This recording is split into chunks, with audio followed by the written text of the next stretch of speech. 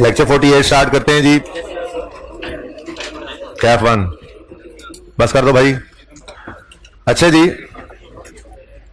कल इनकम्स पे डिस्कशन शुरू की थी, लेकिन हम इस नतीजे पे तो पहुंच ही चुके हैं कि एक्सपेंस जो है कभी पेएबल हो सकता है और कभी प्रीपेड, जबकि इनकम्स जो हैं वो कभी एडवांस हो सकती हैं, कभी रिसीव। अगर हमने सर्विसेज यूज अप कर ली हैं, पैसे नहीं दिए, तो एक्सपेंस पेएबल आएगा करंट लायबिलिटी में। और अगर हमने पैसे दे दिए, अभी सर्विसेज यूज नहीं की, एडवांस में खर्चा पे कर दिया, एक तो इसको प्रीपेड एक्सपेंस कहते हैं, ये एसेट होता है। लेकिन इनकम के केस में इनकम पे तो होती नहीं है ना, ठीक है। तो या इनकम रिसीव हो जाएगी एडवांस में या नहीं होगी, ठीक है। तो अगर हम सर्विसेज दे चुके हैं, पैसे अभी रिसीव नहीं हुए, तो ये रिसीवेबल है, करंट एसेट। और अगर हमने पैसे एडवांस में रिसीव कर लिए हैं और अभी सर्विसेज देना बाकी है इसके अगेंस्ट, तो ये हमारे ऊपर एक लायबिलिटी बन जाएगी, एडवांस इनकम, ठीक है। हमने इनकम पे बात शुरू की थी यहां कहीं, और मैंने कहा था कि आपने इनको पूरा करके आना है, इन बातों को। पता नहीं आपने पूरा किया या नहीं, कि अगर आप 2022 में खड़े हैं, ये आपका करंट ईयर है अगर, और आपने 2022 में सर्विसेज दे ली हैं, अब इनकम की बात हो रही है तो हमने सर्विसेज देनी है और इनकम रिकॉर्ड करनी है ना, ठीक है। सो सर्विसेज आपने 2022 में दे ली, लेकिन 2022 में इन सर्विसेज के अगेंस्ट, जो सर्विसेज देने के बाद आपका हक बन जाता है आप इनकम रिकॉर्ड करें, ठीक है ना। तो सर्विसेज दे ली, लेकिन पैसे आपको अभी रिसीव नहीं हुए, इनकम तो रिकॉर्ड हो जाती है सर्विसेज देने पे, तो फिर आपकी इनकम क्या बन गई, रिसीवेबल। क्लोजिंग डेट पे क्या हो गया, रिसीवेबल। आप 2022 में सर्विसेज दे लें और 2022 में उन सर्विसेज के अगेंस्ट जो कैश आपने रिसीव करना था वो रिसीव ना करें, तो क्लोजिंग डेट पे आप कहेंगे हमारा एक राइट टू रिसीव एस्टैब्लिश हो चुका है इन फ्यूचर, ठीक है। तो 2022 में क्लोजिंग रिसीवेबल कब आएगा, जब सर्विसेज 2022 में दे लो लेकिन कैश 2022 में ना आए, 23 में आए, ठीक है। तो services are rendered in 22 but cash will be received in 23, तो ये कहलाएगा क्लोजिंग रिसीवेबल। ओपनिंग रिसीवेबल क्या होगा, फिर 21 में सर्विसेज दी थी, सर्विसेज का कैश रिसीव नहीं हुआ था, 22 में रिसीव होना है, तो फिर ओपनिंग डेट पर ये रिसीवेबल बन जाएगा, ठीक है। तो services were rendered in 21 but cash will be received इन 22, तो ये क्या हो जाएगा, 22 के लिए ओपनिंग रिसीवेबल। फिर 22 में कैश रिसीव कर लिया, अभी सर्विसेज रेंडर करना बाकी हैं, तो फिर 22 के लिए ये एक एडवांस लायबिलिटी बन गई। आप एडवांस इनकम एक लायबिलिटी होती है, आपके ऊपर बोझ बढ़ जाएगा कि पैसे ले लिए, इसके अगेंस्ट सर्विसेज अभी हमने देनी है, ठीक है। तो 22 के लिए क्लोजिंग एडवांस कब होगा, जब 22 में कैश रिसीव कर लें लेकिन सर्विसेज 23 में जाकर देनी हो, तो 22 के लिए क्लोजिंग डेट पर ये क्या होगा, एक लायबिलिटी होगी, क्लोजिंग एडवांस। अनअर्न्ड भी कहते हैं, डेफर्ड भी कहते हैं इसको, ठीक है। तो क्लोजिंग एडवांस कब होगा, जब cash is received in 2022 but services will be rendered इन 23, तो फिर 22 के लिए ये क्लोजिंग में एडवांस। और अगर कैश 21 में रिसीव हुआ था और सर्विसेज हमने 22 में देनी थी, तो फिर 21 में खड़े होकर ये ओपनिंग एडवांस था, ठीक है। 21 में क्लोजिंग था, 22 के लिए ओपनिंग एडवांस बन गया, ठीक है। एक छोटी सी बात भी कल लिखी थी, जो बचपन में लिखी थी, दोबारा लिखी थी आपके लिए यहां पर, जो मैंने पूछा था, याद है, आपने कहा नहीं, ठीक है। क्या, incomes are recorded when goods are delivered और services are rendered, no matter cash is received और नॉट। फिर इनकम का लेजर बनाना शुरू किया था हमने, तो हमने ये बात की थी कि अगर इनकम रिसीवेबल है क्लोजिंग डेट पर, तो ये एसेट है, एसेट क्लोजिंग इस तरफ आता है। और अगर इनकम एडवांस में रिसीव कर लिए क्लोजिंग डेट पर, तो ये लायबिलिटी है, लायबिलिटी का क्लोजिंग इस तरफ आता है। लायबिलिटी का ओपनिंग इधर, एसेट का ओपनिंग आपके डेबिट साइड, ठीक है। अब इनकम है, एक तरफ कैश ने आना है, एक तरफ प्रॉफिट एंड लॉस की इनकम वाली फिगर ने आना है, ठीक है। तो ये याद नहीं करना, रट्टा नहीं लगाना, इसके लिए मैंने आपको कहा था कि कैश की अपनी बुनियादी वाली एंट्री याद कर लेना। एक्सपेंस है तो कैश की एंट्री करके देख लेना कि एक्सपेंस के केस में कैश की एंट्री क्या होती है, एक्सपेंस डेबिट कैश क्रेडिट, ठीक हो गया। और इनकम के केस में कैश डेबिट इनकम क्रेडिट, तो एक्सपेंस के लेजर में कैश डेबिट साइड पे आता है, इनकम के लेजर में कैश क्रेडिट साइड पे आता है, और कैश वाली साइड पे प्रॉफिट एंड लॉस आ नहीं सकता, वो अपोजिट पड़ा होता है, ठीक हो गया।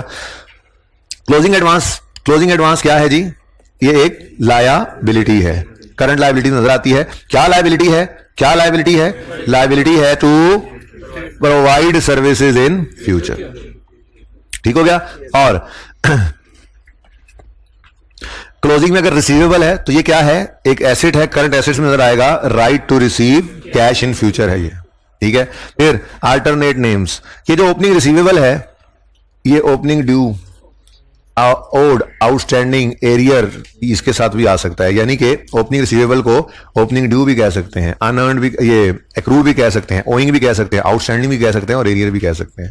तो इसका मतलब, ये बातें पहले भी हमने पढ़ी थी, ये देखो, ये तो यहां पे भी आ रहा था, यानी कि एक्सपेंस के साथ भी ड्यू, आउटस्टैंडिंग, एरियर, एक्रूड लगा रहा है, और इनकम के साथ भी, तो ये तो बड़े खतरनाक अल्फाज हो गए। फिर मैंने आपको कहा था कि बड़े खतरनाक अल्फाज होते हैं ये ड्यू, आउटस्टैंडिंग, एरियर, एक्रूड। अगर ये पेएबल, अगर ये एक्सपेंस के साथ लगे तो पेएबल का मतलब देते हैं, और अगर इनकम के साथ लगे तो रिसीवेबल का। ये बड़े खतरनाक अल्फाज हैं, इसलिए ये ओइंग, आउटस्टैंडिंग, एरियर, एक्रूड, इस तरह के अल्फाज जो हैं वो आपके सामने आए तो गौर से देख लो किसके साथ लगे हुए हैं। एक्सपेंस के साथ होंगे तो payable, due, outstanding, arrear, accrued, owing, ठीक है। और अगर यही इनकम के साथ लग जाएंगे तो इनकम पेएबल तो नहीं ना हो सकती, इनकम एक्रूड तो नहीं ना हो सकती, ठीक है। मतलब वो पेएबल वाली रिसीवेबल के लिए होगा ना, इनकम तो रिसीव होनी होती है। तो ये बड़े ध्यान से देखने वाले अल्फाज थे, ठीक है जी। ये कुछ बातें हमने डिस्कस की, बाकी मैंने स्टेप्स दोबारा नहीं लिखवाए थे, स्टेप्स यही हैं। We will write opening, we will record cash, we will calculate closing, और बैलेंसिंग विल बी इनकम की figure which will be taken to profit and loss. बस इतना सा फर्क था, ठीक है ना। अच्छा, अब सवाल थे होमवर्क के अंदर 12वां, ये स्टिल होमवर्क में है, थोड़ा सा मैंने चेंज कर दिया, इसको चेंज नहीं किया, बेसिकली कुछ एडिशनल काम करना पड़ेगा आपको। मिस्टर अमजद ट्राई किया था वैसे ये? कितने बच्चों ने ट्राई किया ये? कितने बच्चों से हो भी गया था ये? अच्छा, इसमें ना थोड़ा सा बस ये टेक्निकल था, रेंट पर मंथ अलग अलग हो, मतलब बदल रहा था, तो थोड़ा सा परेशान हो सकते थे बच्चे जी। एसी का भाई कुछ कर दें, इसको उस पर लगा दें, स्विंग पे जी। एक्सपेंस भी निकल सकता है। देखें, जैसे मैंने आपको कल एक लाइन लिखवाई थी ना कि अगर लोन की प्रिंसिपल अमाउंट, इंटरेस्ट रेट और डेट ऑफ लोन गिवन हो तो इंटरेस्ट एक्सपेंस की फिगर पहले निकल सकती है। रेंट के लिए भी ऐसा जुमला मैं बोल सकता हूं। रेंट के लिए ऐसा जुमला क्या होगा? अगर रेंटल की अमाउंट और प्रॉपर्टी लेने या देने की डेट गिवन हो, रेंटल बताओ, और जिस दिन प्रॉपर्टी हमने एक्वायर की है या प्रॉपर्टी रेंट पर दी है, अगर एक्सपेंस का केस होगा तो एक्वायर की होगी ना, हम प्रॉपर्टी किराए पे लेंगे और एक्सपेंस पे करेंगे, और अगर अपनी प्रॉपर्टी किसी को किराए पे देंगे, लेट करेंगे, तो उस पर इनकम आएगी, ठीक है ना। तो अगर हमें रेंटल की अमाउंट मिल जाए और जिस दिन हमने प्रॉपर्टी को रेंट पर दिया है या लिया है वो डेट पता लग जाए तो रेंट एक्सपेंस की फिगर भी पहले निकल सकती है, ठीक है। तो हमारे इस अमजद वाले सवाल के अंदर रेंट एक्सपेंस पहले निकल सकता था, ठीक है ना। लेकिन जरूरी नहीं है, अगर दोनों चीजें निकल रही हो तो अपनी पुरानी तरतीब पे रहते हैं ताकि वो स्टेप्स हमें पक्के पक्के याद रहे। वो तो मजबूरी के केस में जाकर हम देखते हैं ओहो अच्छा क्लोजिंग तो निकल ही नहीं सकता, तो चलो फिर क्या करते हैं, पहले एक्सपेंस निकाल लेते हैं, ओके। अच्छा, तो इसको आपने फिर करना है होमवर्क में, लेकिन एक एडिशनल चीज क्या कर दी, mister Amjad hired property from mister Sameer. तो आपने सवाल किया था वो rent expense of mister Amjad का सवाल किया था, क्योंकि मिस्टर अमजद ने प्रॉपर्टी एक्वायर की थी। तो प्रॉपर्टी थी किसकी? समीर की। अब समीर ने किराया रिसीव करना है, यानी इसकी इनकम होनी है। तो मैंने दूसरी क्या आपको रिक्वायरमेंट बना दी आज, calculate rental income of mister Sameer for the year ended 31 December 6 and 7, ठीक है। तो जैसे वो एक्सपेंस का लेजर बना हुआ 2 साल का, ऐसे ही इनकम का लेजर आपने बनाना है। टेस्ट मैंने पिछली क्लास में डिस्कस मैं करना भूल गया हूं असल में, तो उसको मैं इंशाल्लाह नेक्स्ट क्लास में डिस्कस करूंगा। वैसे कितने बच्चों ने टेस्ट नहीं दिया हुआ? क्यों नहीं दिया जी? एब्सेंट थे? और जी, और जी, कितने बच्चों ने टेस्ट दिया हुआ है? अच्छा, जरा अटेंडेंस से बताएं कितने बच्चे थे कल टेस्ट में, जरा मुझे देख के बता दें, ठीक है। हाइब्रिड में कितने बच्चों ने दिया हुआ टेस्ट? मैंने हाथ नहीं देखा जरा दोबारा, तो ऑलमोस्ट सारे बच्चे कह रहे हैं। चलो कोई नहीं, कल डिस्कस करूंगा, तो कल इंशाल्लाह सजा भी मिलेगी, ओके। कल ये इन्होंने हाथ खड़ा किया ना कि हमने टेस्ट नहीं दिया हुआ, ये कल क्लास में मेरे आने से पहले पीछे खड़े रहेंगे, मैं आऊंगा तो फिर फैसला करेंगे। आज तो वैसी क्लास थोड़ी सी लेट स्टार्ट की है, तभी ये तो दुश्मना थोड़ी नासाज थी। आफरीदी वाला सवाल करें, आफरीदी वाला सवाल करें, आफरीदी वाला क्वेश्चन 13 पेज 5।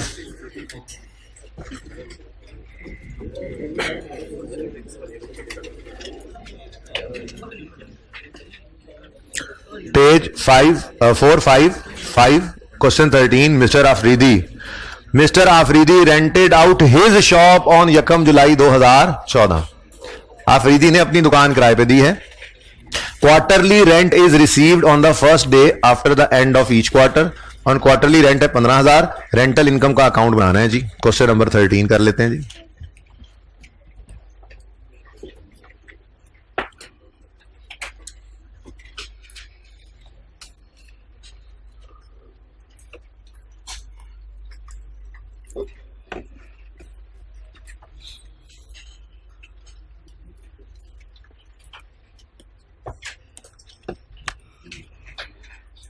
अच्छा जी, रेंटल इनकम का अकाउंट बनाना है, दिमाग के अंदर ये अकाउंट बनाए, ठीक है। रेंटल इनकम का अकाउंट है तो opening receivable, opening advance. Advance का दूसरा नाम मैंने बताना मैं भूल गया। एडवांस को अनअर्न्ड भी कहते हैं, इसको डेफर्ड भी कहते हैं, ठीक है। अच्छा चलें अच्छा जी, क्वेश्चन नंबर 13 इनकम का लेजर है, कैश किस तरफ आएगा, कैश किस तरफ आएगा, कैश डेबिट इनकम का, तो इनकम के लेजर में क्रेडिट साइड पे, ठीक है जी। तो दूसरी तरफ बैलेंसिंग प्रॉफिट एंड लॉस वाली फिगर आ जाएगी। रेंटल इनकम का अकाउंट बनने लगा जी। रेंटल का अकाउंट है लेकिन इनकम लिख लें, जैसे एक्सपेंस लिखते थे, मैं गोलदारे से लगाता हूं कि ये लिख लिया करें अपने समझने के लिए, ठीक है। Step 1 we will write opening, साल 30 जून वाला आ गया, ठीक है। यकम जुलाई 14 को शुरू होकर हमारा साल 30 जून 15 पे खत्म हो रहा है। तो यकम जुलाई 2014 पर मुझे बताइए ओपनिंग में इस तरफ क्या आता है, रिसीवेबल। अच्छा, ओपनिंग में कुछ रिसीवेबल है नहीं, क्योंकि प्रॉपर्टी ही इस साल के पहले दिन हम दे रहे हैं, ठीक है। और यकम जुलाई 15 पर इस तरफ क्या आ सकता है जी, एडवांस। ओपनिंग में कोई एडवांस इनकम है नहीं, एडवांस इनकम भी कोई नहीं है, ठीक हो गया जी। स्टेप 2 क्या था जी हमारा, step 2 we will record cash. अब चलो पहला सवाल है, मैं टाइमलाइन बना देता हूं, मैंने बनाई हुई थी टाइमलाइन, जरा मिटा दी। अगले सवाल में इस टाइमलाइन को बनाए बगैर हम कोशिश करेंगे जबानी सोचने की, ठीक है जी। 14 आएगा, मैंने अब देखा 30 जून 15 पे ईयर एंड हो रहा है। अच्छा जी, तो यकम जुलाई 2014 को साल शुरू होकर 30 जून 2014 पर खत्म होना है। तो ओपनिंग डेट है यकम, ओके ओके ओके, जरा थोड़ा सा माफ करते रहे। अच्छा, यकम जुलाई 2014 पे साल शुरू हुआ, 30 जून 2015 पे साल ने खत्म होना है। अब वो कहता है क्वार्टरली रेंट जो है आफरीदी रिसीव करता है on the first day after the end of each quarter. मतलब जुलाई, यकम जुलाई 14 को इसने ये प्रॉपर्टी किराए पे दी। अब जुलाई अगस्त और सितंबर वाले 3 महीनों का किराया यकम अक्टूबर को रिसीव करता है।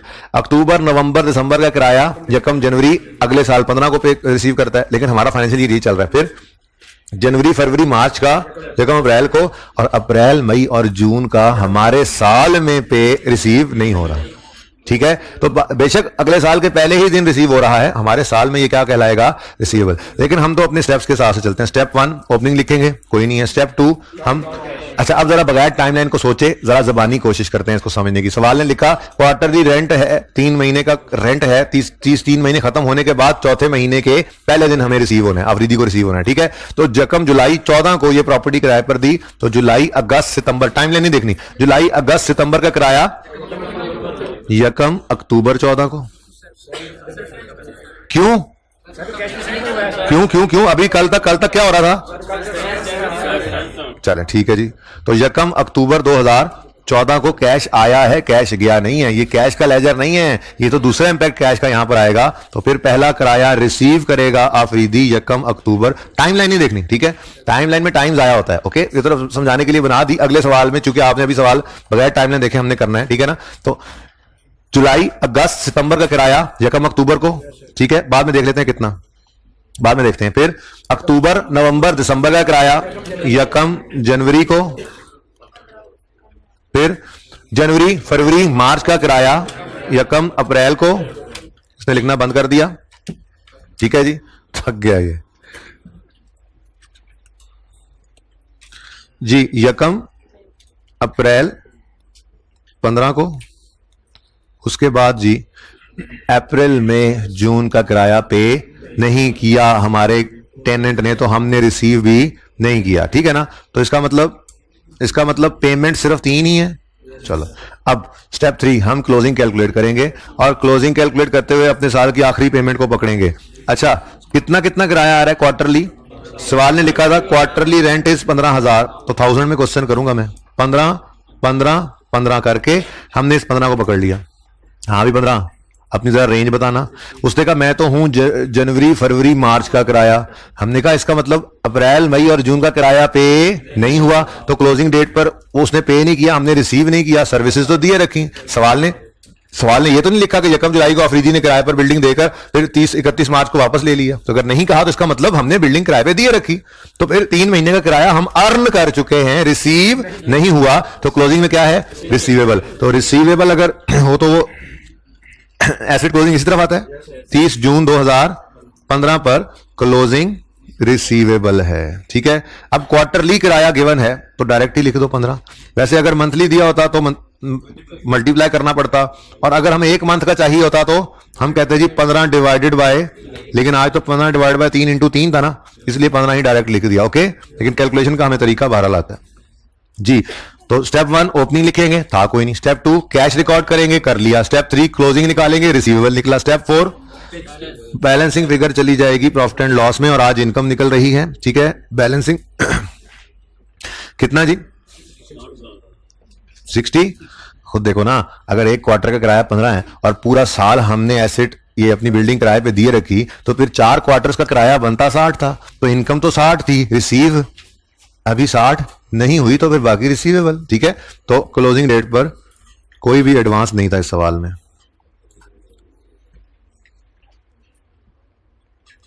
ठीक है। प्रॉफिट एंड लॉस में क्या नजर आएगा जी? प्रॉफिट एंड लॉस में क्या नजर आएगा? रेंटल इनकम, अदर इनकम में रेंटल, अगर इसका काम रेंटल कमाना ही नहीं है तो फिर इसकी अदर इनकम होगी, वरना रेवेन्यू भी हो सकता है। बहरहाल rental income profit and loss में चली जाएगी 60 की, और बैलेंस शीट में करंट लायबिलिटीज में, करंट एसेट्स में क्या नजर आएगा? रेंट रिसीवेबल, ठीक है जी। बैलेंस शीट में फिर आपने क्लोजिंग रिसीवेबल नहीं लिखना ना, लिखना है कौन सा है। जैसे आपने यहां पर सिर्फ इनकम नहीं लिखा, लेजर में तो ऊपर लिखा होता ना रेंटल इनकम, तो हमने इनकम लिख दिया। यहां पे लिखो कौन सी इनकम, ऐसे यहां पे लिखो कौन सी चीज रिसीवेबल है, ठीक है। तो यहां पर 60 आ जाएगा, 15 आएगा, ठीक है। ग्रीन सिग्नल दिया करते थे हम प्रॉफिट एंड लॉस वाली फिगर को, और कल से ब्राउन सिग्नल हम दे रहे हैं क्लोजिंग को जो बैलेंस शीट में जाता है। तो आज ये करंट एसेट है, right to receive cash in future. ठीक हो गया जी? कितने बच्चों ने सवाल सही कर लिया था? समझ भी आ गया था? अच्छा, अगला देख लेते हैं, ताकि मैं जरा दूसरी तरह वाला एडवांस वाला सवाल भी देख लूं। फखर जमान, ये जब सवाल जिस जमाने में बनाया था 2015 में पीएसएल नया नया आया था, बड़ा शौक था, तो अभी भी है, खैर ऐसी बात नहीं है। तो क्वेश्चन नंबर 14 में आपको करवा रहा हूं। उस वक्त फिर उधर से मैच के ख्याल चल रहे होते थे ना, तो फिर खिलाड़ियों के नाम ही जहन में आते हैं जी। फखर जमान ने शॉप रेंट पर दी है, रेंटल इनकम का अकाउंट बना दें फॉर द ईयर एंडेड 30 जून 2015, साल वही सेम है। तो रेंटल इनकम अगर इस साल में ही उसने रेंट आउट किया, यकम अगस्त 14 को रेंट आउट किया ना, तो फिर इसी साल में रेंट आउट किया, तो ओपनिंग में तो कुछ नहीं हो सकता। तो यकम जुलाई 14 पर ओपनिंग में एडवांस किस तरफ आता है? एडवांस किस तरफ आता है? एडवांस किस तरफ आता है? लायबिलिटी साइड पर। और रिसीवेबल किस तरफ आता है? एसेट साइड पर। तो ना ही कोई रिसीवेबल है, ना ही कोई एडवांस। स्टेप 2 हम कैश रिकॉर्ड करेंगे, ठीक है। कैश डेबिट साइड पे आएगा, इनकम के लेजर में क्रेडिट साइड पर आएगा, ठीक है। तो कैश ने क्रेडिट साइड पर आना है, जरा देख लें क्या कहता है। वो कहता है जी, फखर जमान ने यकम अगस्त 14 को शॉप किराए पर दे दी, रेंट पर मंथ है 2500, और किरायादार pays quarterly rent in advance starting from यकम अगस्त 14। कह रहा है जी एक महीने का किराया 2.5, और किराएदार हमें किराया देता है क्वार्टरली इन एडवांस, यानी 3 महीनों का किराया 3 महीने के स्टार्ट पर, ठीक है। तो फिर 2.5 1000 में करेंगे ना, ठीक है। 2.5 इंटू 3 7.5 करके ये किराया देता है फखर जमान को, इसका किराएदार, ठीक है। अब टाइमलाइन नहीं बनानी, ठीक है। मुझे बताएं, यकम अगस्त को अगर ये शॉप किराए पर दी है, तो फिर अगस्त, सितंबर, अक्टूबर, इन 3 महीनों का किराया यकम अगस्त को पे करेगा। कितना जी?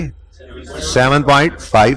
फिर अगस्त, सितंबर, अक्टूबर का, ठीक है, अगस्त, सितंबर, अक्टूबर का ही तो पे किया है यकम अगस्त को, अक्टूबर तक का किराया पेड है, एडवांस चल रहा है, ठीक है। फिर नवंबर, दिसंबर, जनवरी का कब पे करेगा? यकम नवंबर को। अब नवंबर, दिसंबर, जनवरी एडवांस में, ठीक है, रिसीव किए बैठा है, उसने पे किए हुए हैं किराएदार ने जी। तो यकम नवंबर 2014 पर फिर कैश कितना रिसीव हो जाएगा जी? 7.5, ठीक है भाई, आ जाओ, मुझे नहीं चल गया, कितना भाई? 7.5, ठीक है जी। फिर नवंबर, दिसंबर, जनवरी, नहीं, नवंबर, दिसंबर, जनवरी ही तो पे किया है, अब यहां तक पेड था। अब फरवरी, तो टाइम लाइन नहीं बनानी, ठीक है। फरवरी, मार्च, अप्रैल का यकम फरवरी पे करेगा, कितना जी? वही 7.5, ठीक है। और ये रिसीव कर लेगा, फखर जमान रिसीव कर रहा है, ठीक है। अगर मैं बोल दूं ना पे कर रहा है, तो कोई बात नहीं है, पे भी तो कोई कर ही रहा है ना, ठीक है। हमने अकाउंट बस सही बनाना है, ओके जी। और ये कब तक का किराया है? फरवरी, मार्च, अप्रैल तक का। अब मई, जून, जुलाई का पे तो किया ना, मई, हाँ, कैश पे करते हुए अंधाधुंध मई, जून, जुलाई का किराया हमने पे कर दिया है यकम, हमारे साल में पेमेंट हो गई, तो बस रिकॉर्ड करो, वो रिसीट कह लो, पेमेंट उसने की है ना जी। तो ये कहानी है जी। अब अब आखिरी 7.5 को पकड़ा, जैसे वो ऊपर हमने 15 को पकड़ा था, तो 7.5 को पकड़ा, उसे कहा हाँ भाई सुना तेरी रेंज। उसने कहा जी मैं तो हूं मई जून, हम आगे सुन नहीं रहे, वो कह रहा है मैं कराया हूं मई जून, वो हम आगे सुन नहीं रहे, क्यों? क्योंकि हमारे साल से आगे निकल रही है ये कहानी, ठीक है। तो ये 7.5 को जब पकड़ा तो इसने कहा मैं तो आपके पीरियड एंड को क्रॉस करता हूं, आगे निकल गया हूं, 1 महीना हमने अगले साल का भी एडवांस में रिसीव कर लिया है, ठीक है। तो क्लोजिंग डेट पर क्या आ गया जी? क्लोजिंग डेट पर एडवांस आ गया 30 जून 2015 पर क्लोजिंग एडवांस है, और 7.5 है क्वार्टरली रेंट। वैसे तो गिवन था, लेकिन हम जरा थोड़ी प्रैक्टिस कर लेना। ये है 6 महीनों का, 3 महीनों का, हमें कितना एडवांस दिया हुआ है? 1 का। तो ये वैसे गिवन था सवाल के अंदर, बहरहाल हमने जरा प्रैक्टिस के लिए इसको दोबारा लिखा। तो 2.5 क्लोजिंग एडवांस आ गया, और क्लोजिंग में रिसीवेबल कोई भी नहीं है, ठीक है जी। तो इनकम स्टेटमेंट में इनकम जाएगी, ये बैलेंसिंग निकाली है आपने 20.5, तो ग्रीन सिग्नल दोगे आप 27.5 को, और क्लोजिंग एडवांस करंट लायबिलिटीज में आपका चला जाएगा 2.5 का। Done, okay. चले इससे अगला सवाल और उससे अगला सवाल, ये अब आप दोबारा अगर किसी को मसला आया तो कर सकते हैं, ये मैं नहीं करवा रहा, ठीक है जी। 15 मिसबा, हाँ ट्रायल वाला एक सवाल कर लेते हैं, चलो क्वेश्चन 16 करा लूं, फिर यहां तक कोई क्वेश्चन तो पूछे, एक ही बात है, पहले वो डिस्कस कर लूंगा यार। ये ना थोड़ा सा लोन दिया है, तो कल लोन की बात करते रहे, इसलिए मैं जरा इसकी बात करना चाह रहा हूं। हाँ भाई, अगर आप किसी को लोन देते हैं, पहले बात करते हैं जो हमने कल की, अगर आप किसी से लोन लेते हैं तो वो आपके ऊपर क्या होता है? लायबिलिटी। यानी लोन जब आप लेंगे तो कैश आएगा, तो कैश डेबिट, लोन क्रेडिट, इसलिए ये क्रेडिट साइड पर आपकी ट्रायल में लायबिलिटी नजर आती है। और अगर आपने लोन लिया है किसी से तो उसका पैसा इस्तेमाल करना है, तो पैसा इस्तेमाल करेंगे तो फिर आप इंटरेस्ट एक्सपेंस पे करेंगे, ठीक है। अच्छा, और अगर आप लोन ले नहीं रहे बल्कि उसकी बजाय आपने किसी को लोन दे दिया है, तो आपके जेब से कैश निकल गया, और कल कल ये बंदा आपको ये पैसे, ये कैश वापस करेगा, ठीक है। तो ये फिर क्या है? वो लोन पेएबल था, ये लोन रिसीवेबल बन जाएगा, ठीक है। तो आपने अपने एम्प्लॉइज को लोन दे दिया, तो आपकी जेब से कैश निकल गया, लेकिन एक राइट टू रिसीव, ये वाला कैश वापस जो रिसीव करना है, ये एस्टेब्लिश हो गया। तो लोन रिसीवेबल डेबिट और कैश क्रेडिट 1250, ठीक है। अब चूंकि ये लोन रिसीवेबल डेबिट है, क्लोज, अगर इस लेजर को यहीं पे क्लोज करें तो डेबिट बैलेंस शो करेगा, इसलिए अगर लोन की फिगर आपको डेबिट साइड पे नजर आया करेगी तो इसका मतलब ये एक एसेट है, आपने लोन दिया हुआ है। और अगर आपने लोन दिया हुआ है तो इंटरेस्ट पे नहीं करेंगे बल्कि इंटरेस्ट रिसीव करेंगे, तो इंटरेस्ट इनकम का लेजर बनेगा फिर, ठीक है, सही है। तो ये ना एक्सपेंस तो बहुत ज्यादा यूज होता चला जाएगा, लेकिन इनकम भी थोड़ा थोड़ा यूज हुआ करेगा। जैसे कैश फ्लो के टॉपिक में जाएंगे तो इंटरेस्ट एक्सपेंस भी आएगा, इंटरेस्ट इनकम भी आ जाएगा, ठीक है ना। लेकिन ज्यादा यूज जो है वो एक्सपेंस होता चला जाएगा हत्ता कि हम एनपीओ पे पहुंचे। एनपीओ के टॉपिक के अंदर हर सवाल में इनकम की एडजस्टमेंट भी होगी, वहां पे सब्सक्रिप्शन की एडजस्टमेंट होती है, ठीक है ना। बहरहाल अब इंटरेस्ट के रूल सारे वही हैं। वहां पे मैंने कहा था इंटरेस्ट कभी एडवांस में पे नहीं होता, तो फिर एडवांस में रिसीव भी नहीं होगा, ठीक है, ओके। यानी प्रीपेड इंटरेस्ट नहीं होता, तो यहां पे इनकम के केस में एडवांस इंटरेस्ट भी नहीं होगा। फिर हमने कहा था interest expense is calculated on principal amount outstanding, तो यहां पे interest income is calculated on the same basis. अबे ठीक है, तो इंटरेस्ट इनकम का लेजर है। स्टेप 1, हमारा ये 31 नंबर है, बोलो 15, तो यकम जनवरी 15 पर ओपनिंग एडवांस कितना है? और ये हो नहीं सकता, इसको ऐसे करके काटो, ठीक है। एडवांस तो हो ही नहीं सकता, ठीक है ना। आप ये ना कहोगे है नहीं, हो ही नहीं सकता, ठीक है। दुनिया सारी के अंदर ये एरियर में इंटरेस्ट पे होता है। तो यकम जनवरी 15 पर अगर चीज कोई थी तो वो ओपनिंग रिसीवेबल था, ठीक है। लेकिन वो ओपनिंग रिसीवेबल हमारे पास है ही नहीं। सवाल के अंदर क्यों नहीं है? क्योंकि हमने इसी साल के दौरान में ये इंटरेस्ट, ये लोन दिया है, ठीक है। किस दिन दिया ये लोन? यकम फरवरी 2015 पर, ठीक है। तो लोन, अच्छा इंटरेस्ट इनकम है, कैश किस तरफ आएगा? कैश किस तरफ आएगा? क्रेडिट साइड पर कैश आएगा, ठीक है जी। और प्रॉफिट एंड लॉस वाली फिगर यानी इनकम वाली फिगर ये डेबिट साइड पर आएगी। अपने स्टेप्स के हिसाब से चलते हैं। स्टेप 1 में ओपनिंग लिखना था, नहीं मिला। स्टेप 2 में कैश रिकॉर्ड करना था। ट्रायल में पेड की फिगर होती है, बोलो, तो फिर कैश डेबिट इंटरेस्ट इनकम का लेजर क्रेडिट कितने से जी 50 रुपए से, और डेट कोई नहीं है, ठीक है। Step 3 we will calculate closing. तो हो सकता है क्लोजिंग में एडवांस हो सकता है, हो ही नहीं सकता। इतनी देर तो आपने बोल नहीं देना चाहिए था, ठीक है। बहरहाल कभी पर्चे में आ जाए तो उसके गले ना पड़ जाना। वैसे आपको मैंने कॉन्सेप्ट दिया है, ये ना हो पर्चे के अंदर वो कह दे है तो फिर आपको नहीं ये तो हो ही नहीं सकता। पेपर में अगर कभी ऐसी बात होना नहीं चाहिए, ऐसा हो नहीं सकता, लेकिन गलती से पर्चे में कहीं उसने लिख दिया हो तो फिर आप भी चुप करके मान लेना, क्योंकि पर्चा तो माई बाप होता है ना जी। ओके, हमारे कॉन्सेप्ट्स का तो 31 दिसंबर 2015 पर यह देखना है कि कितनी इंटरेस्ट इनकम रिसीवेबल है। अब दो चीजें मिसिंग हैं, ठीक है। क्लोजिंग किसी भी तरह से पता नहीं लग रहा, कोई हमें ये देखकर नहीं बता सकता कि ये 50 जो है ये कितने अरसे का है।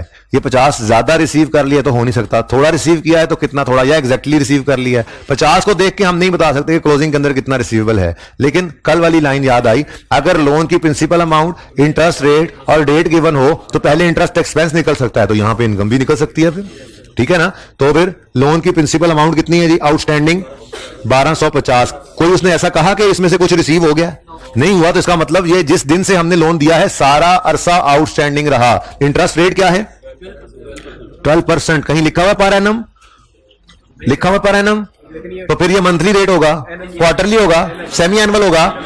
अगर रेट के बारे में लिखा ना हो कि ये क्या है तो हमेशा एनुअल ही होता है, याद रखिएगा। तो ये तो 1 साल का इंटरेस्ट आएगा, लेकिन ये लोन दिया है यकम फरवरी को तो 11/12 कर देंगे, ठीक है जी। 137.5, तो आप समझ आई। इंटरेस्ट एक्सपेंस हमारा बनता था 100, इंटरेस्ट इनकम बनती थी ये इसकी, चलो जो भी है, इंटरेस्ट इनकम बनती थी 137,500, रिसीव कितनी हुई अभी तक 50, तो फिर क्लोजिंग डेट पर ये आज बैलेंसिंग निकाल लिया, ठीक है।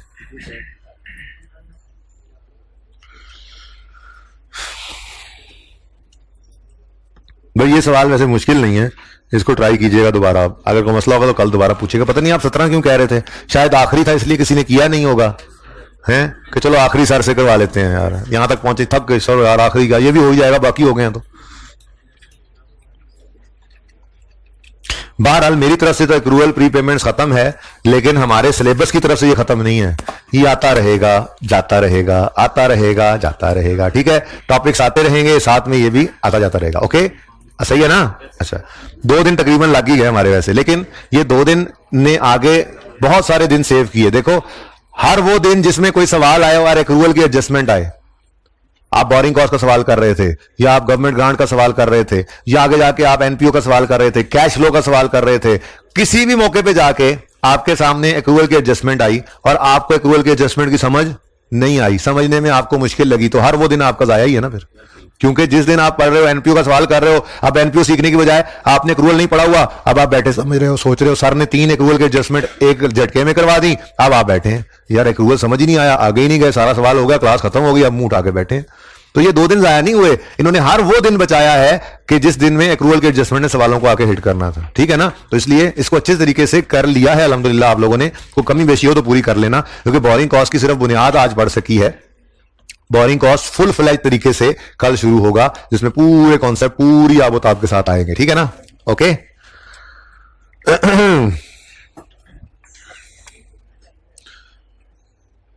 फिलहाल बोरिंग कॉस्ट नहीं, फिलहाल बोरिंग कॉस्ट नहीं, फिलहाल जो पढ़ रहे थे ना वही पढ़ते रहते हैं।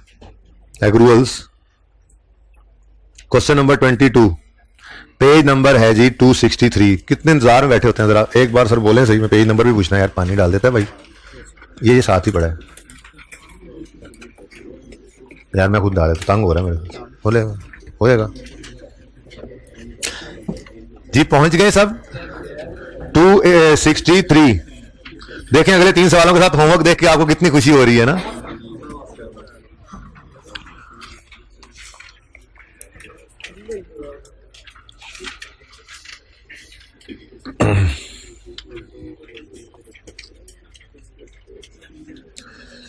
Mr. Tipu obtained loan amounting to 90 million from HBL on Yakam January 15. It carries markup at 12% per annum. The loan is repayable in semi-annual installments of 10 million each, starting from 30 June 15, along with interest मेरे दोस्तों ये सादे वाला loan नहीं है, ये तिलों वाला loan है। तो बोरिंग कॉस्ट के सवाल में सादे वाला लोन भी आएगा, लेकिन तिलों वाला लोन मुश्किल सवालों में होगा। मैं आपको ना सबूत के तौर पे, क्योंकि आप ना इस अगले 20 मिनट की डिस्कशन को, 25 मिनट की डिस्कशन को कहेंगे नहीं नहीं एक्रूवल रिवाइज कराए सर ने, ठीक है, और इसको इजी ले जाएंगे, ठीक है ना। अब जब आप इसको इजी लेंगे तो उसका नुकसान क्या होगा वो जरा देखें। ये जैसे जुमला मैंने पढ़ा, ये जैसा जुमला मैं पढ़ता हूं, ये आईकेआर के पास पेपर शुरू होते हैं जी। ये तो आसान है, मैं मुश्किल से मुश्किल सवाल दिखाता हूं आपको, टेंशन ही लेनी है आप लोगों ने। मुश्किल से मुश्किल सवाल भी इंशाल्लाह 4 से 5 दिन बाद आपके लिए अल्लाह ने आसान कर देने हैं, प्रोवाइडेड कि आप काम साथ करते रहें, ठीक है। वैसे लोग 3 से 4-5 दिन में खत्म कर लेते हैं बोरिंग कॉस्ट, लेकिन हमें 6-7 दिन 8 दिन लग ही जाते हैं, 9 दिन भी कभी कभी, आपके ऊपर डिपेंड करता है। जब तक समझ नहीं आएगी आपको पता है हमने आगे नहीं जाना, टेंशन नहीं लेनी आप। ये देखें जी, 15% 3-year loan obtained to finance purchase of land and building dated 31 December with interest payable annually। अब फॉर्म वही वाली बात आई कि लोन की किस्त पे नहीं हो रही सवाल में, लेकिन इंटरेस्ट पे हो रहा है। Alpha trading bank loan of 100 million adjustment 1 was obtain on एकम July, loan carries 11% payable, 11% markup, interest payable semi annually on 31 December and 30 June. Principal is repayable in 4 equal installment. यहां पे इंस्टॉलमेंट आ गई दूसरे सवाल में, पिछले में नहीं थी, ठीक है। बात समझ लो, वैसा जुमला ये टीपू वाला जैसा। Pass paper 5 spin industries point 1 On Jacob August, a medium-term loan of 25 was obtained specifically for construction. Loan carried 12% markup payable semi-annually, commitment fee है, surplus funds are invested। अच्छा जी, सारा कुछ हमें आ जाएगा इंशाल्लाह 2 से 3 दिन के अंदर, ठीक है ना। ये सवाल करेंगे हम इंशाल्लाह। उम्मीद है बोरिंग कॉस्ट के 5वें लेक्चर में शायद हम ये सवाल कर रहे होंगे, अल्लाह ने चाहा तो। लेकिन वो कल से गिनना, आज से ना गिनना, आज तो बस वैसे ही तरह थोड़ी सी बेस बन रही है जी। अब पढ़ो इधर। ऑन यकम फरवरी 2009 SIL paid 6 monthly interest plus 5 million towards principal. Loan लेते हैं 25 का और 5 मिलियन इंटरेस्ट पे करते हैं, ये किस्त पे करते हैं, ठीक है। तो किस्तों वाले लोन चल रहे हैं। नंबर 6 मार्वलस इंजीनियरिंग, इसमें नहीं है। नंबर 7 ग्रेनाइट कॉर्पोरेशन 70 मिलियन का लोन लिया है, 2 instalment each comprising principal 5 million and interest. तो ये कहानी आसान नहीं होगी अगर आज की क्लास को आपने इजी ले लिया, ठीक है। यही सारा काम हम कर रहे हैं। हाँ, ये अलग बात है कि कल परसों अगले 3 दिन तक, शायद 4 दिन तक फिर ये चीज सामने ना आए, क्योंकि ये जो सवाल आपको दिखाए ये मुश्किल वाले सवाल थे, आखिरी सवाल ग्रेनाइट वाला जैसे है, ठीक है। तो उस सवाल तक पहुंचने से पहले बहुत सारी तैयारी करनी है ना। तो हो सकता है ये वाली डिस्कशन जाके कुछ 5वें 6ठे लेक्चर में जाकर आए, लेकिन आना जरूर है इस डिस्कशन ने जो आज हमने स्टार्ट कर दिया, ठीक है। ओके जी। Mister Tipu obtained a loan amounting to 90 million from HBL on Yakam January 15. It carries markup at 12% per annum. Loan is repayable in semi annual installments। मतलब हर साल में 2 दफा, 6 महीने जो आते हैं ना, ठीक है, हर साल में 2 दफा इंस्टॉलमेंट पे होनी है 10 मिलियन की। स्टार्ट करेंगे 30 जून 15 से। अब यकम जनवरी 15 को अगर ये लोन लिया है तो पहली किस्त 30 जून 15 को, तो फिर दूसरी किस्त 31 दिसंबर 15 को, फिर तीसरी 30 जून 16, फिर 31 दिसंबर 16, फिर 30 जून 17, फिर 31 दिसंबर 17, ठीक है। तो ये 10-10 मिलियन का तो प्रिंसिपल पे होगा, यानी 90 रुपए की 9 किस्तें, 90 रुपए के लोन की 9 किस्तें। ये तो हो गया प्रिंसिपल, साथ उन्होंने लिखा अलॉन्ग विद इंटरेस्ट, साथ ही इसका इंटरेस्ट भी 10 मिलियन की किस्त पे क्या करेंगे, इंटरेस्ट उन्होंने आपके ऊपर छोड़ा है ना, कैलकुलेट करोगे आप और पे करोगे, ठीक है ना। ओके, अब कल के सुनहरी कुछ जुमलों में से एक जुमला यह भी था कि interest expense is calculated on principal loan amount outstanding during the year. क्या मतलब अगर यकम जनवरी 15 को बैंक से टीपू ने लोन लिया है ना, तो 30 जून 15 तक ये 90 आउटस्टैंडिंग रहा, यानी ये 90 रुपए बैंक के उस टीपू ने इस्तेमाल किए, तो फिर बैंक इंटरेस्ट लेगा 90 रुपए के हिसाब से, उसके ऊपर इंटरेस्ट लेगा। लेकिन जब 30 जून की शाम को 10 पे हो जाना है, तो फिर यकम जुलाई 15 से 31 दिसंबर 15 तक ये 90 तो आउटस्टैंडिंग ही नहीं है, तो अगले 6 महीने 80 आउटस्टैंडिंग रहा। तो भाई जितना पैसा बैंक का इस्तेमाल करना है उसी पर ही इंटरेस्ट देना है ना, ठीक है। तो ये कुछ कहानी इस तरह से बनती है। अगर पूरे लोन को देखें तो, ठीक है, पूरे लोन को देखें तो यकम जनवरी 15 को 90 का लोन लिया, 30 जून 15 पे एक पेमेंट की, फिर 31 दिसंबर 15 से 10 को जरा ऐसे अंदर करके लिखा है क्योंकि 31 दिसंबर 15 और यही यकम जनवरी 16 होता तो फिर ये अगले साल में चली जाती, ठीक है ना। बहरहाल 30 जून 15 पर पेमेंट की और दूसरी 31 दिसंबर 15 पे, फिर 30 जून 16, फिर 31 दिसंबर 16, फिर 30 जून 17, फिर 31 दिसंबर एंड सो ऑन। इस तरह से चलना है इसमें, ठीक है, सही है ना। अब 90 रुपए यकम जनवरी 15 से 30 जून 15 तक आउटस्टैंडिंग रहे, तो फिर ये 6 महीने का इंटरेस्ट 90 रुपए के ऊपर कैलकुलेट होगा। ये वो जुमला मैंने जो कल लिखवाया था, interest expense principal amount outstanding पर कैलकुलेट करते हैं। ठीक हो गया। फिर ये इंट्रो का कॉन्सेप्ट था वैसे तो, लेकिन क्योंकि इंट्रो पढ़ के नहीं आता ना तो ज्यादा दूर लग जाता है यहां पे आके। कोई बात नहीं, बात समझ आने वाली बात है, आसान बात है। ठीक है। फिर 10 रुपए की किस्त 30 जून पर जब पे हो गई तो अब लोन का बैलेंस कितना रह गया? 80। अब ये 80 रुपए आउटस्टैंडिंग रहा 30 जून यकम जुलाई 15 से 31 दिसंबर 15 तक। फिर 31 15 की शाम को 10 पे हुआ तो अब ये 70 रह गया, लेकिन साल खत्म हो गया। अब जैसे अगला साल शुरू होगा तो इंटरेस्ट एक्सपेंस कैलकुलेट करने के लिए ये 70 आउटस्टैंडिंग जो पड़ा है, इस दिन सुबह सवेरे ये 70 लोन आउटस्टैंडिंग होगा जो अगले 6 महीने तक बैंक का 90 रुपए पहले 6 महीने इस्तेमाल किया, उस पर एक्सपेंस दिया, 10 रुपए रीपे कर दिया। बैंक का कितना पैसा इस्तेमाल कर रहे हो? 80, तो 80 पे 6 महीने इंटरेस्ट दिया, 10 पे कर दिया प्रिंसिपल में से, फिर 70 आपने अगले 6 महीने इस्तेमाल किया तो उस पर इंटरेस्ट लग रहा है।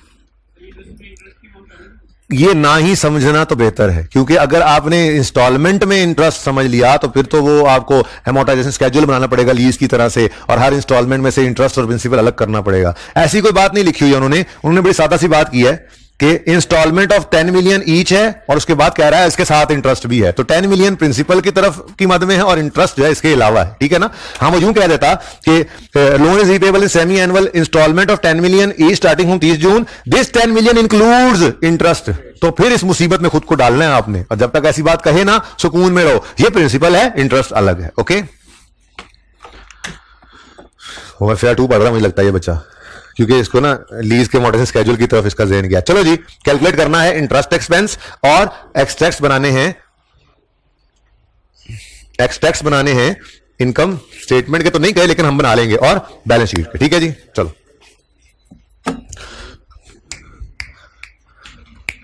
चलो हो आप लोग, चलो मैं तो कर ही दूंगा, चलो करो, पहला सवाल ही आप करो, हिम्मत करो। एक्सपेंस निकालो। पहली वर्किंग नहीं है, पहली रिक्वायरमेंट है बेसिकली, रिक्वायरमेंट 1 इंटरेस्ट एक्सपेंस।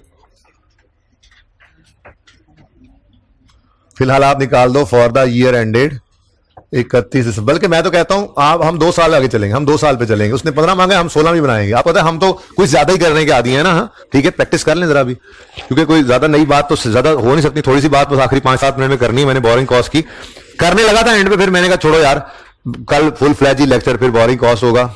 थोड़ा सा टेस्ट की डिस्कशन कर लूं, हो सकता है मैं निंजा वाला सवाल करवा दूं और दूसरे को फिर पेंडिंग कर दें, और इस तरह करके। टेस्ट आसान था क्योंकि कुछ मुश्किल था ही नहीं इससे पूछने के लिए। ठीक है, वैसे भी कुछ अच्छा, वैसे आप लोगों को भी थोड़ा बहुत पढ़ना, पास करना, पेपर को अटेम्प्ट करना भी तो आ गया ना। 4-5 टेस्ट पिटाई भी तो हुई है आप लोगों की। ठीक है, उसके बाद फिर थोड़ी थोड़ी ट्रेनिंग अब बेहतर हो रही है। चलिए जल्दी करें, शुरू करें और जल्दी करें। पर्चे में टाइमलाइन नहीं बनानी हमने, वो तो जुबानी सोचा करेंगे। टाइमलाइन बना के सिखा दिया नहीं, कहीं लिखा हुआ है, सिर्फ एक्सपेंस की फिगर चाहिए। परेशानी तब हो जब आपको कोई प्रीपेड या पेबल निकलना हो। सुकून से देखो, 6 महीने का इंटरेस्ट 6 महीने के आखिरी दिन पे करके घर जाते हैं। ये तो टेंशन नहीं लेनी, सादा रखना है बातों को, स्पाइसी भी करेंगे इंशाल्लाह।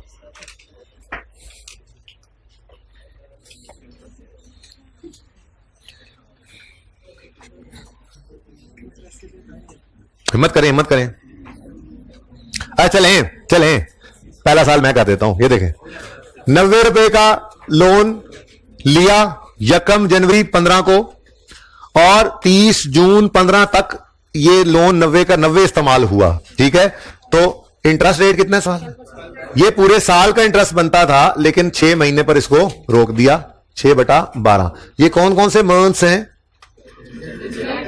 जैन से जून जी 5.4, लेकिन ये पूरे साल का इंटरेस्ट नहीं है, ये भी सिर्फ पहले 6 महीनों का इंटरेस्ट। ठीक हो गया। नेक्स्ट, और 30 जून 15 की शाम को इसमें से 10 रीपे कर दिया, 10 का प्रिंसिपल रीपे हो गया, तो फिर 80। अब 80 आउटस्टैंडिंग हुआ, यानी बैंक का ये 80 रुपया टीपू ने इस्तेमाल करना शुरू कर दिया। 10 तो दे दिए वापस। अब ये 80 जो इस्तेमाल किया, ये यकम जुलाई 15 से 31 दिसंबर 15 तक के 6 महीने। मैं देख रहा हूं तुम बात करोगे ना, मैं तुम लोगों को बाहर निकालूंगा दोनों को। ठीक है ना, बता रहा हूं मैं। ठीक है जी, 6/12। ये कौन कौन से मंथ्स हैं? जुल से डस जी 4.8। लेकिन उसने कहा है 15 के साल का इंटरेस्ट दिखाओ, तो टोटल भी कर दो। 10.2। ठीक है, टाइमलाइन नहीं बनानी, टाइमलाइन में टाइम जाया नहीं करना। ओके, चलो आज पहला दिन है तो बना मैंने दी, यहां पे भी शायद थोड़ी देर बाद एक और चीज समझाने के लिए बना दूं, लेकिन पर्चे में इसको अवॉइड करेंगे अनलेस के बिल्कुल ही फंस जाए, समझ ही ना आ रही। ओके, अच्छा जी, अगले साल में अब 31 दिसंबर की शाम को 10 और रीपे कर देना है। ठीक है, तो फिर 70 आउटस्टैंडिंग होगा। यकम जनवरी 16 से 30 जून 16 तक के 6 महीने कितना जी? 4.2। और फिर 30 जून पर 10 पे होगा, रीपे हो जाएगा प्रिंसिपल, तो 12% इंटू 6/12 3.6। ये क्या चक्कर है, ये इंटरेस्ट कम होता जा रहा है। रिड्यूसिंग बैलेंस मेथड लगा हुआ इंटरेस्ट पे। पिछली क्लास में ना ये मुझे पिछली क्लास में एक बच्चे ने मशवरा दिया था, मैंने इसलिए आपसे शेयर करना पसंद किया। उसने कहा सर इसको रिड्यूसिंग बैलेंस ना कह दें। बात तो उसकी ठीक ही है, असल में ना प्रिंसिपल का बैलेंस रिड्यूस हो रहा है, तो प्रिंसिपल की आउटस्टैंडिंग अमाउंट पे इंटरेस्ट रेट लगता है, तो वो भी रिड्यूस ही हो रहा है ना। ठीक है, तो बहरहाल इंटरेस्ट क्यों कम होता जा रहा है? क्योंकि लोन रीपे होता जा रहा है और जिस अमाउंट पर, प्रिंसिपल अमाउंट पर, आउटस्टैंडिंग पर इंटरेस्ट एक्सपेंस कैलकुलेट होना होता है वो भी कम होता चला जा रहा है। ठीक है जी, 7.8। चलो जी, ठीक हो गया। अच्छा, अब रिक्वायरमेंट ए उसकी पूरी हो गई है 1। रिक्वायरमेंट 2 वैसे तो इनकम स्टेटमेंट बनाना नहीं है, बैलेंस शीट बनाना है, लेकिन मैं कह रहा हूं आप जरा इसके भी एक्सट्रैक्ट्स बना दें मुझे, ये तो आसान ही है जी। प्रॉफिट एंड लॉस के एक्सट्रैक्ट्स में 2015 और 16 है, तो प्रॉफिट एंड लॉस के अंदर इंटरेस्ट एक्सपेंस आएगा 15 में 10.2 का, 16 में 7.8। ठीक है, और बैलेंस शीट एक्सट्रैक्ट्स में ये लायबिलिटी है।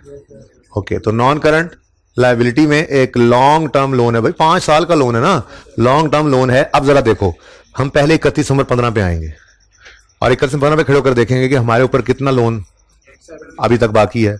और भाई देखो ना, थोड़ी सी चाती मरवा देंगे, थोड़ी चाती 90 में से 10 पे कर दिया और फिर 10 पे कर दिया, तो 31 दिसंबर 15 की शाम को आप पर 70 पेबल है, लायबिलिटी है स्टिल। ठीक है, तो 31 दिसंबर 15 की शाम को 70, फिर 16 वाले साल में और 10 पे हुआ, तो सही है जी, सही है ये सही नहीं है, ये सही नहीं है। तो बड़े बच्चे ना बोले ना यार, छोटों को देखने में, ये सही नहीं है जी, ये सही नहीं है। आप लोगों ने सोचने की जहमत नहीं की। यकम जनवरी 15 को एक लोन लेते हैं 90 का आप, एक आप 30 जून 2015 पर किस्त पे करते हैं, और एक आप 31 दिसंबर 15 पर किस्त पे करते हैं, और आपका लोन पेबल पड़ा है 70।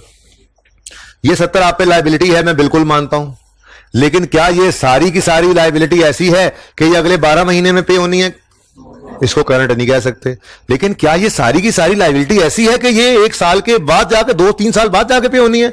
ये ऐसा लोन भी नहीं है ना भाई, ये ऐसा लोन नहीं है। इधर देखो, वो पता क्या होता, 90 का लोन इधर लिया, 5 साल बाद 90 वापस होगा और सिर्फ इंटरेस्ट जाता रहेगा। कल बात की थी थोड़ी सी, 2 तरह के लोन होते हैं, एक लोन वो जो आज रिसीव किया, और ये लोन 5 साल बाद इकट्ठा वापस करना है, लेकिन हर साल सिर्फ इंटरेस्ट देते रहते हैं।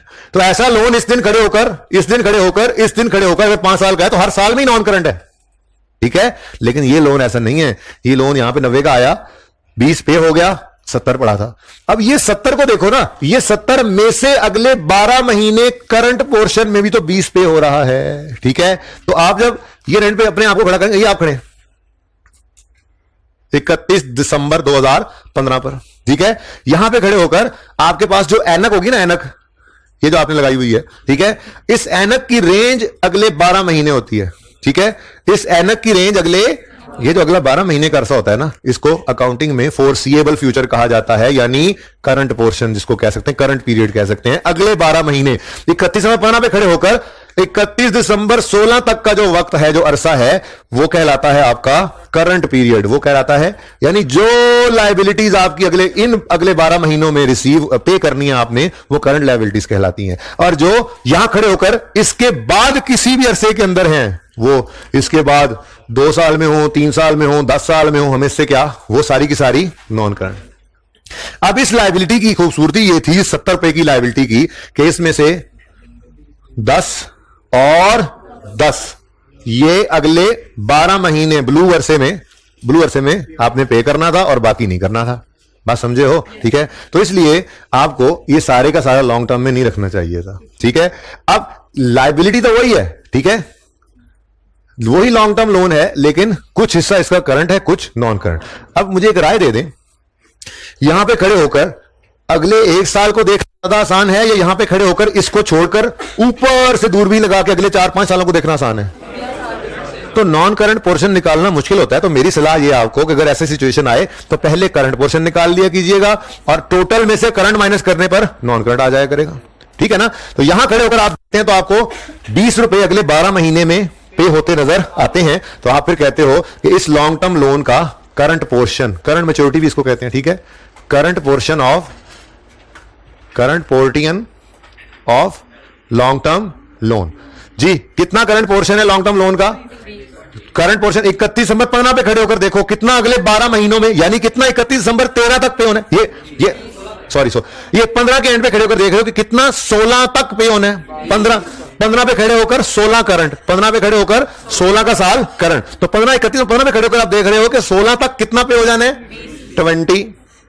तो फिर लॉन्ग टर्म पोर्शन निकालना है तो आप कहोगे जी टोटल तो 70 की लायबिलिटी है हमारे पर, लेकिन 20 अगले 12 महीने में पे हो जानी है, तो बाकी फिर तो 50 ही थोड़ी देर पहले यहां लिखा हुआ था कि वो अगले साल भी पेएबल ही था। बहरहाल ये जो 50 और 70 है, कोई बच्चा ये ना कहीं अपने कानों को फ्यूज करके घर जा रहा हो ये समझते हुए कि ये 20 लायबिलिटी नहीं है, सिर्फ 50 लायबिलिटी है। वो अल्लाह के बंदो, ये 70 का 70 ही लायबिलिटी है। ये एज अ होल हम लोन एक ही है। कैश फ्लो के टॉपिक में जाएंगे ना हम जब इंशाल्लाह, तो वहां पर बैलेंस शीट आपको गिवन होती है जिससे कैश फ्लो बनानी होती है। तो बैलेंस शीट के सवालों में बैलेंस शीट आपके सामने ऐसी बनी होगी जिसमें नॉन करंट लायबिलिटी में लॉन्ग टर्म लोन होगा और उसी लॉन्ग टर्म लोन का करंट पोर्शन इधर पड़ा होगा। लेकिन आपने जब लेजर बनाना है ना लॉन्ग टर्म लोन का, तो इन दोनों को इकट्ठा करके बनाना है। लायबिलिटी ये एक ही है, लायबिलिटी ये एक। अगर मैं कहूं कि मैंने ये जो है वो मिसाल के तौर पर 1 जनवरी 16 पर इस लॉन्ग टर्म लोन का, इस लेजर के अंदर लॉन्ग टर्म लोन का ओपनिंग लिखना है ना, तो मैं ओपनिंग 50 जमा 20 70 ही लिखूंगा, क्योंकि पिछले साल के एंड पर ये क्लोजिंग में 70 की लायबिलिटी पड़ी है मेरे पे। सिर्फ IS 1 ने कहा कि इस लायबिलिटी की प्रेजेंटेशन ऐसे करो कि अगले 12 महीने वाली करंट में और बाकी नॉन करंट।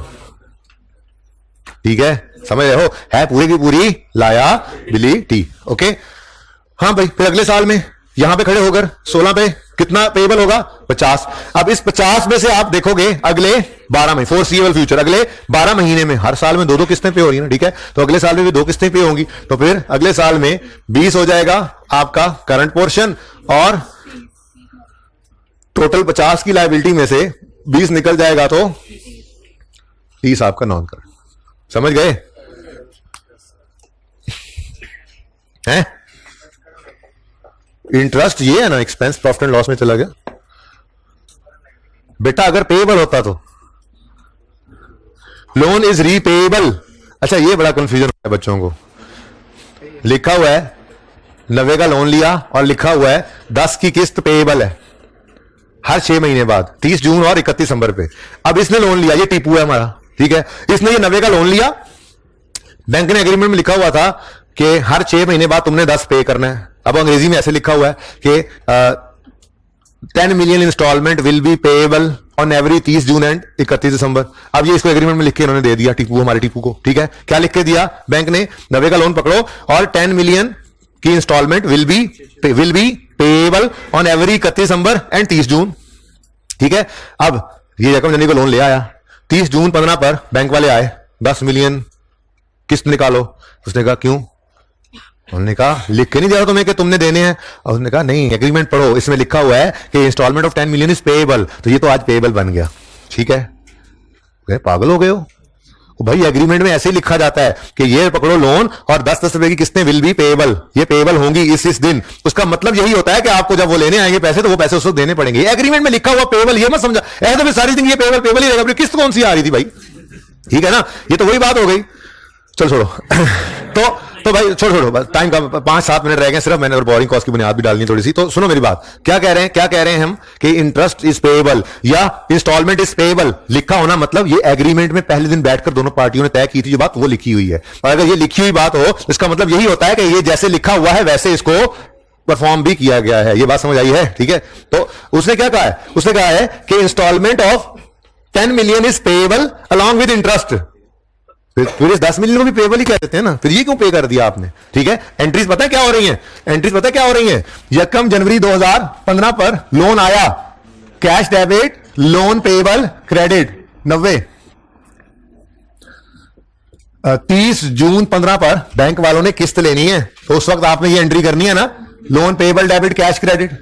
नहीं, ये तो पेएबल है, फिर ये पेएबल नहीं, ये लिखा लगे पे करना है, तो वक्त आने पर ये पे किया जा रहा होता है। ठीक है, अच्छा, साथ ही इस दिन उन्होंने कहा है इंटरेस्ट भी पे करना, तो अब इंटरेस्ट, एक्सपेंस, डेबिट और कैश क्रेडिट हो गया ना। ठीक है, कितना? 5.4। इसका मतलब जो इंटरेस्ट बनता था वो 6 महीने के आखिरी दिन पे हो गया। अगर पे ना हुआ तो फिर पेबल की बात बनती ना। ठीक है, सही है।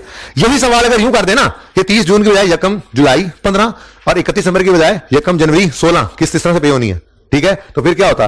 फिर आपका आखिरी 6 महीने का इंटरेस्ट भी पेबल होता, क्योंकि वो अगले साल के पहले दिन जाकर पे होना है। बाहर लोग सवाल भी देखेंगे, फिलहाल छोड़ें। अभी समझ आ रही है बात? चल, ये फिर 31 दिसंबर फिर ये एंट्री होगी, लोन डेबिट कैश क्रेडिट 100 और interest expense debit cash credit 4.8। तो जब कैश ही क्रेडिट हो जाए तो फिर कौन सा पेबल?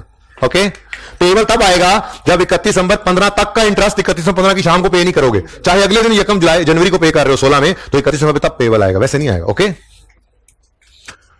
अच्छा जी, जरा जल्दी से ये सवाल करो, बिल्कुल इस जैसा सवाल है, बिल्कुल सिर्फ फिगर चेंज है, बिल्कुल वैसा जैसा भी आपने किया सवाल, वैसा सवाल है।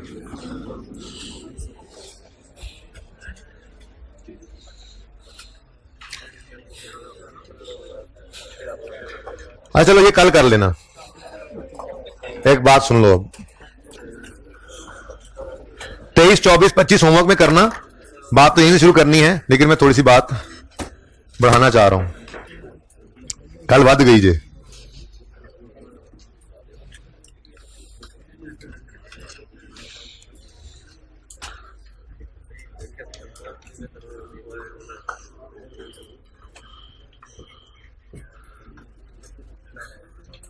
जी बच्चों, ये कॉन्सेप्ट हमने पढ़ा हुआ है।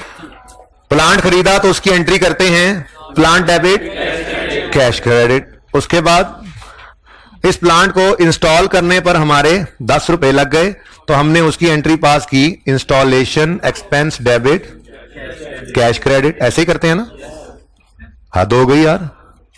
अच्छा, अगर ये बात है तो फिर ये बताओ, और ये 5 रुपए की ट्रांसपोर्टेशन कॉस्ट की हम एंट्री करते हैं, फिर transportation expense debit cash credit. Transportation cost debit लिखने दो मुझे, अब तो लिखने दो, फिर तुम लोगों ने पहले नहीं बोला। ट्रांसपोर्टेशन एक्सपेंस डेबिट और कैश क्रेडिट, ऐसे एंट्री करते हैं ना, 5 रुपए और 5 रुपए, है ना। लगे बंदो, ये एंट्री हम एसेट की कॉस्ट में नहीं किया करते थे, बल्कि ये एक्सपेंस आउट नहीं किया करते थे, बल्कि इसको एसेट की कॉस्ट में ऐड किया करते थे। ठीक है ना, 5 भी साथ ही उड़ गया था। ठीक है, मतलब आपने इंस्टॉलेशन कॉस्ट की एंट्री सीखी हुई है, जैसे प्लांट की खरीदने की कॉस्ट की entry plant debit cash credit, वैसे ही इंस्टॉलेशन कॉस्ट की एंट्री भी आप करते थे प्लांट डेबिट कैश क्रेडिट। ऐसे ही ट्रांसपोर्टेशन की एंट्री भी आप करते थे प्लांट डेबिट कैश क्रेडिट। ठीक है ना, यानी आप 500 जमा 10 जमा 15, 515 पर प्लांट को रिकॉर्ड किया करते थे, और ये 15 रुपए का एसेट की कॉस्ट में ऐड होना, ये कॉन्सेप्ट का नाम है कैपिटलाइजेशन। कैपिटलाइजेशन ऑफ कॉस्ट मतलब एसेट की कॉस्ट में ऐड कर देना, इसको कैपिटलाइजेशन ऑफ कॉस्ट। ठीक है, यानी एक इकट्ठी एंट्री कर दो 515 से प्लांट डेबिट कैश क्रेडिट, तो ये होगी ना सारी एंट्री अलग अलग। ठीक है, यहां तक को मसला, ये एक छोटा सा कॉन्सेप्ट था। बोरिंग कॉस्ट क्या है? बोरोइंग कहते हैं लोन को, और कॉस्ट जो उस लोन को लिया है उसकी कॉस्ट पे कर रहे हैं। इंटरेस्ट भी हो सकता है, लोन प्रोसेसिंग चार्जेस भी हो सकते हैं, कोई बैंक चार्जेस, बैंक कमीशन, कोई लोन कमिटमेंट फी, ऐसी कोई भी चीज जो लोन को लेने के लिए हमें कॉस्ट भरनी पड़ी। तो ये मुश्किल सी अंग्रेजी का मतलब क्या है? इंटरेस्ट। नॉर्मली इसके अंदर ब्रॉडर मीनिंग है, इंटरेस्ट भी हो सकता है, कोई बैंक ने चार्जेस या कमीशन लिए हैं, लोन प्रोसेसिंग चार्जेस लिए हैं, कोई कमिटमेंट फी ली है, तो वो भी क्या, बोरोइंग, लोन की जो भी कॉस्ट आपने पे किया वो बोरिंग कॉस्ट कहलाती है। उर्फे आम में इंटरेस्ट ही कह देते हैं इसको, क्योंकि ज्यादातर ये होता ही सिर्फ इंटरेस्ट है। ठीक हो गया, दो बातें पड़ी। आज एक बड़ी बात सुने, स्टैंडर्ड ने कहा कि अगर आपको ये एसेट बनाने में, कंस्ट्रक्ट करने में या इंस्टॉल करने में, ठीक है, अगर आपको कोई एसेट कंस्ट्रक्ट या इंस्टॉल करने में अच्छा खासा अरसा लगे, अगर कोई आपके पास ऐसा एसेट है, मिसाल के तौर पे बिल्डिंग है, ठीक है, वो बिल्डिंग आपको कंस्ट्रक्ट करने में अच्छा खासा अरसा लगे, तो IAS 23 ने आगे बढ़कर कहा मैं उसको क्वालिफाइंग एसेट का नाम देता हूं। क्या? Qualifying asset. क्वालिफाइंग एसेट को IAS 23 ने क्या डिफाइन किया? It is an asset which takes a substantial period of time to complete. एक ऐसा एसेट जो बनने में अच्छा खासा अरसा ले, उसे कहते हैं क्वालिफाइंग एसेट। तो क्वालिफाइंग एसेट क्या है जी? It is an asset which takes substantial period of time to complete, यानी रेडी टू यूज होने में अच्छा खासा अरसा ले। आप स्टैंडर्ड से, अकाउंटेंट से पूछा, यार what do you mean by, जमाई ले रहा यार, इतने जोर की अगला बंदा मुंह में जाने लगा था तेरे। भाई शुक्र है अल्लाह ने आपको बचा लिया भाई, नफल पढ़ना जाके सदका देना। अच्छा सुने प्लीज, बड़ी अहम बात हो रही है। क्वालिफाइंग एसेट, ऐसा एसेट जो बनने में अच्छा खासा अरसा ले, क्वालिफाइंग एसेट कहलाएगा। हमने स्टैंडर्ड से आगे पूछा, यार ये अच्छा खासा अरसा कितना होता है? अब वो चुप। अकाउंटेंट से आगे पूछ रहे हैं, standard what do you mean by substantial time period? ये स्टैंडर्ड है। अकाउंटेंट जाके पूछ रहे हैं सब्सटैंशियल पीरियड ऑफ टाइम कितना? अब वो पश्तो में भी पूछ रहे हैं, पंजाबी में पूछ रहे हैं, उर्दू में पूछ रहे हैं, अंग्रेजी में पूछ रहे हैं, सारी दुनिया के अकाउंटेंट जा रहे हैं सब्सटैंशियल पीरियड ऑफ टाइम क्या है? स्टैंडर्ड चुप। अकाउंटेंट जो इकट्ठे हुए थे उन्होंने कहा चलो यार आपस में मशवरा करते हैं। उन्होंने कहा मशवरा करके आपस में कि यार 2-3 महीने का अरसा अगर एसेट को बनने में लगेगा ना, तो हम, ये तो चुप है, बोलता ही नहीं है, तो हम अच्छा खासा अरसा किसको कहेंगे अगर एसेट को बनने में 2-3 महीने का अरसा लग जाए। ठीक है ना, ये किताबों के अंदर ही मिलता है, स्टैंडर्ड ने इसको क्वांटिफाई नहीं किया हुआ, तो किताबों के अंदर जो अकाउंटेंट्स ने इसको कहा हुआ है वो 2-3 महीने के अरसे को अच्छा खासा अरसा कह देते हैं। ठीक है, तो अच्छा खासा अरसा अगर किसी एसेट को बनने में लगे तो वो हमारा क्वालिफाइंग एसेट है। Okay done. अब आज की आखिरी बात, आज से पहले हमने ये पढ़ा था कि अगर एसेट खरीदा है और उस एसेट के खरीदने पर हमारे, अच्छा सुनो, एसेट जो खरीदा है ना, ये मैं बात कर रहा हूं, खरीदते ही रेडी टू यूज, ठीक है ना, लिया और इस्तेमाल करना शुरू कर दिया। तो मैं क्या कह रहा हूं जी कि आज तक हमने ये पढ़ा था कि एसेट हम खरीदने गए, पैसे थे नहीं, बैंक से लोन लिया और एसेट खरीद लिया और इस्तेमाल करना शुरू कर दिया। लोन के ऊपर इंटरेस्ट पे कर रहे हैं, तो आज तक बचपन से यही पढ़ते आए हैं कि इस इंटरेस्ट को एसेट कॉस्ट में ऐड नहीं करना, और सही भी था। ठीक है, IAS 23 आज पहली बार पढ़ा जो उस तरह के एसेट की बात कर रहा है जो बनने में अच्छा खासा अरसा ले।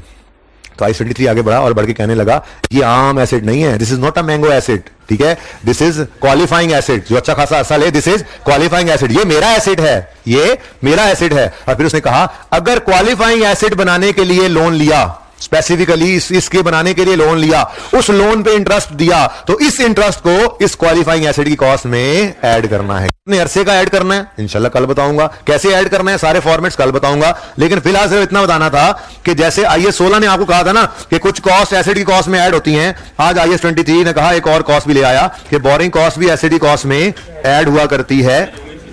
सब्र कर जा यार, मैं गल पूरी कर ला, तू जूम इन करा ला, अड़ंगी दे दी बीच में। यानी कि ये जो फिगर होगी, कोई फिगर ही लिख दें, 3 रुपए, ठीक है, तो ये 3 रुपए एसेट की कॉस्ट में ऐड करने हैं, यानी interest expense debit, cash credit नहीं करना, बल्कि इसकी एंट्री भी क्या होगी, प्लांट डेबिट कैश क्रेडिट। कितने से जी? 3 रुपए से, ठीक है। अच्छा जी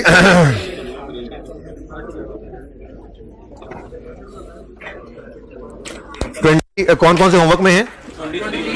23, 4, 5 होमवर्क में करना है। एक्रूअल वाले सवाल अच्छे तरीके से दोबारा कर लेना, और इस बात को इंशाल्लाह यहीं से बल्कि बड़ी तफसील से इससे आगे शुरू करेंगे कल बोरिंग कॉस्ट को। अल्लाह हाफिज।